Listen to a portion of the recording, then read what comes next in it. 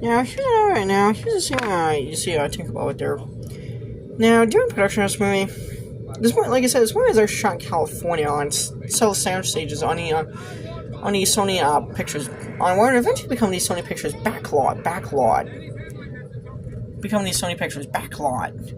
Culver City, California, which is nowadays commonly used for most Sony for almost pretty much, which is used for like many big productions, particularly mostly by Sony Pictures, such as Spider-Man, Sam Raimi Spider-Man films.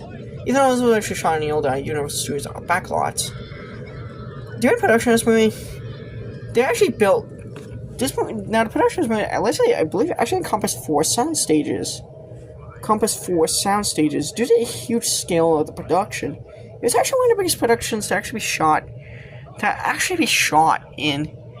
It's one of the biggest productions actually shot at the Sony, what would eventually become the Sony Culver City backlot sound stages. In fact,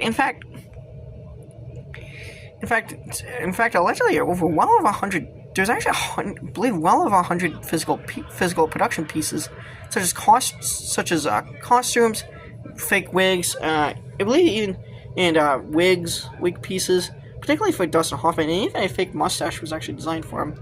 So basically, a lot of physical, and famously, when Julia Roberts actually had her costume actually sewn.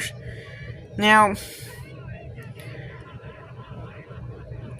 yeah, this movie actually was a pretty huge scale production when I believe it actually encompassed 4 sound stages due to a huge scale of the sets that were being built.